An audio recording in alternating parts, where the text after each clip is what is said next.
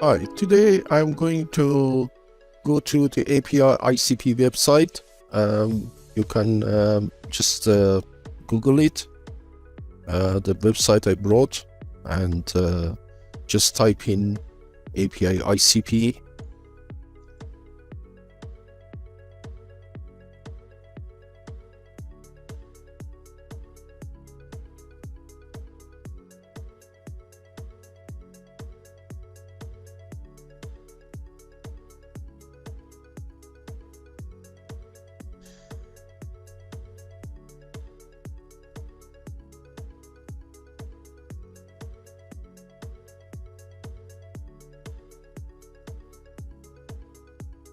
Hi, today I'm going to go through all you need to know for API 577 Welding Inspection and Metallurgy, and I'm going to cover all the API ICP website. So if you Google API ICP, and first one that comes is the API ICP website in the Google, and you can see here there is remote testing is available for this exam, and you can click here to know more, or apply here, or using this button. There is a icon for certification, schedule and fees, exam and scoring, frequently asked questions. So to know about API 577, you select on certification icon, and then there is a drop-down window. You go to API 577 Welding Inspection and Metallurgy, and it's got some useful information, exam info, so you can do it in person, this exam, or remote proctoring. As you click here, or in person, click here, and it tells you that this is a 3-year certification program, and it's a validation of your profound knowledge of welding process and metallurgy, this certification. And for the study for the exam, they have a publication effectivity sheet that's valid. This one is from April 22 to December. So if you click on the publication effectivity sheet, you see what documents you need to study. Practically, there are 2 documents. This comes with the revision number, so 2020. And API 577 recommended practice, as well as ASME Section 9 welding, the QW parts only.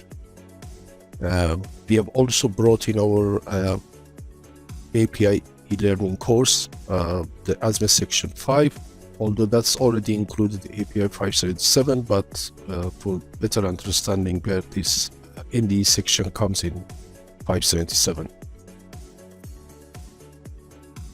This is a 3 hours 15 minutes exam. There are 110 questions, 100 scored, and 10 they're called pre-test question, or they are not scored. The reason is that API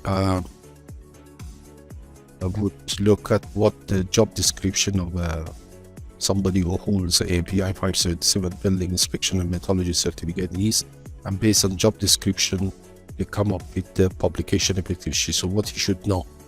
So in order for him to pass the exam, he or she has to study the reference material, which is 577 and ASME Section 9. And the questions are designed by a subject matter expert of API, and then 3 other subject matter experts review the question to see that whether this question is clear enough, whether it is something that the API 577 certificate holder is expected to know. So once that pass that test, it goes as the question data bank as non-scored question, and the reason is that they want to know how difficult, how easy it was during exam, how many candidates answered that particular non-scored question, and whether it's been challenged by candidates is good enough. So once it's passed its second test, it will go into the scored data bank, question data bank. All this are shuffled, so you have to answer all the 110 questions because you don't know which one is scored and which one is not. So before the exam, you will have a exam tutorial, which is 10 minutes, or if you end it earlier, and it would be something like this, and it actually tells you how the icons work. Okay, so first you would accept the non-disclosure agreement that you're not supposed to memorize and pass the information to other people, and this is what you see during the exam. So you see remaining time, the progress, how many questions you answered, and the question number. So you can jump from question to question, or you can just use the next button and go to the next question. Well, it all tells you how the icons work, how to use the mouse, and how to navigate through the exam. You can jump from one to next one. If there is a long question, it says this page requires a scrolling, so unless you don't scroll, go down, you can't answer it because they expect you to read the whole question and answer. It's over half a page long, and then the time remaining you can see here.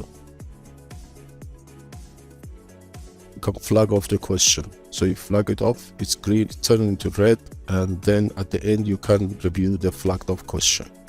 There is a button that review flagged off question, and if you answer a question, it change color like this, orange, so you know this is a question you answered, and you can go to the next question once you read it. There is a calculator in case you need for the exam. You might need a calculator maybe for fillet weld thickness to convert it to lead, or vice versa, 0.7, or heat input. Otherwise you wouldn't need calculation, otherwise you wouldn't need this. So there would be a calculator. And highlighting the text, you can click on text and drag it, and that will highlight that part of the text you want to zoom in. If you want to strike it out, you go to that question that you think is possible answer that you think is absolutely wrong, and then you right click and it will strike it off. So you can zoom in on the possible right answer, and remember to answer to choose the best answer. So couple of them might be correct answer in your opinion, but one of them is the best answer, so choose the one the best. And then at the end you can do, or in the beginning or any time, you can do the review of all the questions, so you can filter it by question not attempted and attempted or flagged off. And the one is flagged off change color, they are in black, red, restoring, green, that means you have answered them, but this one's you have flagged off, or you have not attempted. And the one that you flagged off, it has a different color, like here, white. If you want to write any comments or challenge the question, there is a caption below each question that you can leave a comment, but remember this is coming off your time. There is no negative marking, so make absolutely sure that you answered all the questions to increase your chances of passing. And at the end of tutorial conclusion, you can click this button to start the exam, or whenever the time runs out, which is 10 minutes for the tutorial. Okay, let's go to qualification that you need. So if you are an engineer, bachelor degree, 1 year experience, any experience is acceptable.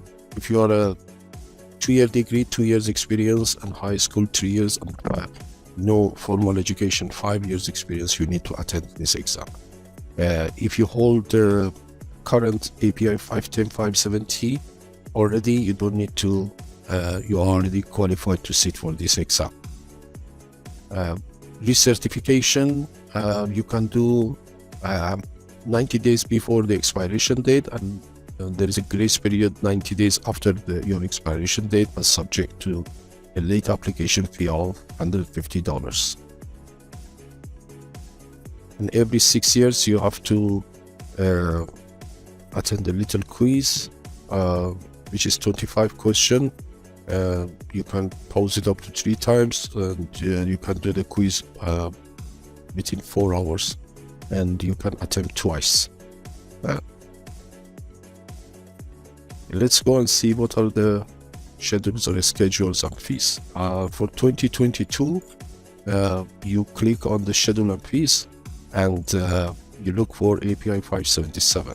Now, this one has already passed, August 12 to September 2, 2022, and so the next one is December 2 to December 23. So this is a 3 weeks exam window that if you want to select, but the application deadline is September 30. That means you have to apply, get your email authorization by September 30 in order to attend the December exam for API 577.